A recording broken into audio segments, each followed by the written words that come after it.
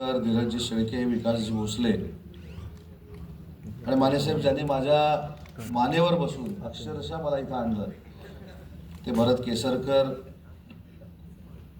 सर्वच माझे पत्रकार मित्र, बंधू आणि भगिनींनो, मुलाखतीमधनं मी अनेक गोष्टी आपल्याला सांगितल्या आहेत, परंतु मनापासून तुमचं सगळ्यांचं कौतुक केलं पाहिजे की महाराष्ट्रातली सगळी लोक आज मला गोव्यामध्ये बघता आली, तुमच्याशी संवाद साधता आला आणि अनेक गोष्टी तुमच्याशी चर्चा देखील करता आली. मी मगाशी एक फक्त सुतोवाच केला की राजकारण्यांसाठी पत्रकारांचं महत्त्व हे अनन्यसाधारण असं आहे. तो डिजिटल पत्रकार असू दे, इलेक्ट्रॉनिक पत्रकार असू दे किंवा प्रिंट मीडियाचा पत्रकार असू दे, शेवटी राजकारण्यांचे आणि पत्रकारांचे संबंध देखील अतिशय जिव्हाळ्याचे असले पाहिजेत. मला तर असं वाटतं की कौटुंबिक असले पाहिजेत. आणि म्हणून मी प्रामाणिकपणाने मानेसाहेब सांगतो की माझ्यावर 30 वर्षाच्या माझ्या राजकीय कारकिर्दीमध्ये अनेक वेळा टीका झाली, पण मी त्या टीकेला एका शब्दानं देखील उत्तर दिलं नाही. याचं कारण ज्यावेळी पत्रकारांनी प्रिंट मीडियाच्या निमित्तानं मला काही सल्ला दिला, इलेक्ट्रॉनिक मीडियाच्या दृष्टीनं मला काही सल्ला दिला किंवा डिजिटल मीडियाच्या दृष्टीनं जो काही मला सल्ला दिला, तो मी सल्ला मानला, ती माझ्यावरची टीका मी कधी मानली नाही. आणि म्हणूनच महाराष्ट्रातल्या अनेक पत्रकारांशी, म्हणजे बहुतेक पत्रकारांशी माझे अतिशय जवळचे संबंध आहेत.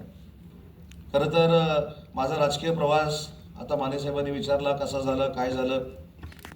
25 वर्षाच्या राजकीय कारकिर्दीमध्ये मी आज तुमच्यासमोर गोव्याला आलो याचं कारण, जसं माझा मतदारसंघ आहे, जसं माझ्या मतदारसंघातल्या लोकांनी मला निवडून दिलं म्हणून मी 5व्यांदा विधानसभेवर गेलो, उद्योगमंत्री झालो, तसं तुमचा देखील वाटा आहे की जर तुम्ही आम्हाला कधीही दाखवलं नसतं तर उदय सामंत महाराष्ट्राला आणि गोव्याला देखील कधी कळला नसता.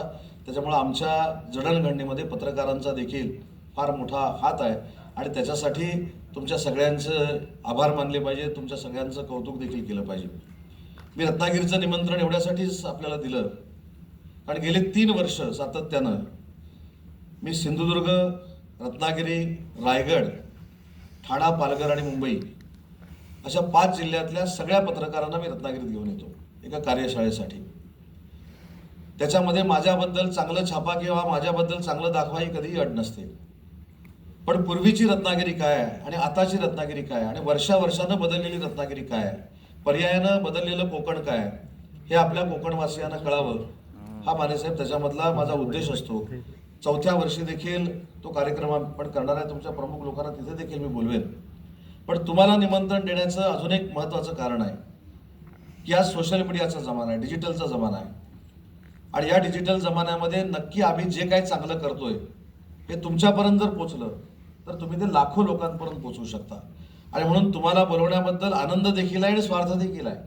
म्हणजे तुम्ही आल्यानंतर जर 1400 पत्रकार, 2000 पत्रकार माझ्या रत्नागिरीमध्ये तुम्ही आला डिजिटलचे, तर एका दिवसात माझं रत्नागिरी 2 कोटी लोकांपर्यंत पोचू शकतो, हा माझा त्याच्यातला स्वार्थ आहे.